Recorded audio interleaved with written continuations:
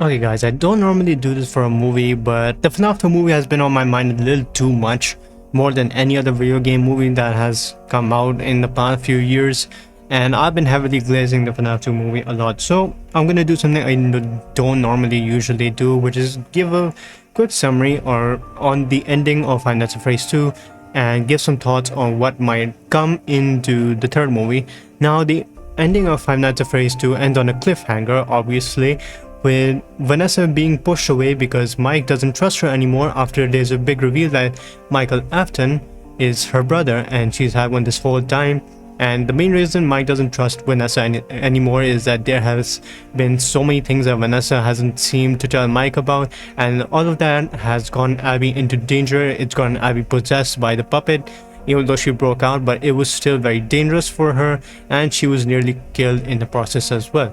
So because of that, Mike pushed out Vanessa, and while Vanessa was shocked and distracted, the puppet snuck up behind Vanessa and possessed her, and that's where the movie ends. However, the movie then continues with two post-credit scenes. One of them contains a voice of Henry, and the other one contains a post-credit scene where three kids go into Freddy Fazbear's Pizza to collect certain things for a so-called haunted house, which I didn't realize at first, but apparently that haunted house is Fazbear Fright, which is where Springtrap is gonna be located and placed, and he's gonna start his killings right there again. So the kids break into the pizzeria because apparently it's about to get demolished the next day, and they start collecting some things for from the restaurant, like the plushies and the merch and everything.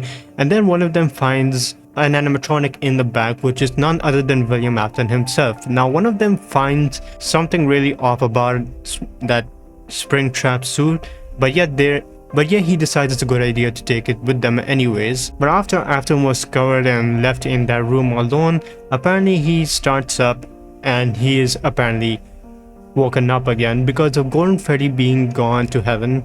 Now there's no one else to delay Afton from coming back now. And then the one last part was when Henry tells Mike that he has worked with William Afton before and that there's a way that he can stop the puppet from going after Mike. But then this call later gets interrupted by a certain animatronic, which no one has any clue about who is attacking, as to who has attacked Henry Emily. Now it has been theorized that it's most likely the marionette, because she's a vengeful spirit, so she may not have any mercy on anyone at all. Now, however, I'm gonna list a few things for what I feel like might occur in FNAF 3, and one of them is the reuniting with the whole entire Afton family. That means William, Mike, Vanessa, and Elizabeth Afton.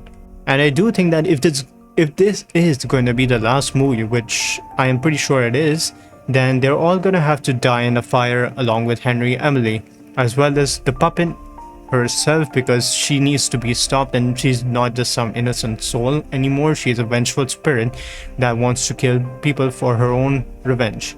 And next up, I do believe that Springtrap isn't gonna be as powerful as compared to the first movie.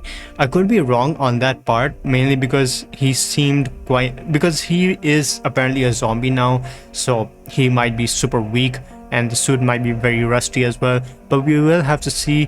But I do hope that they do make him the strongest animatronic there is. And another thing about Springtrap is that there might be a bigger chance that the phantoms may not appear, kind of like how the shadows didn't appear. I heard that Shadow Bonnie appeared, but some people seem to have missed it out, even I did. So maybe it was an edit, or maybe it actually was real.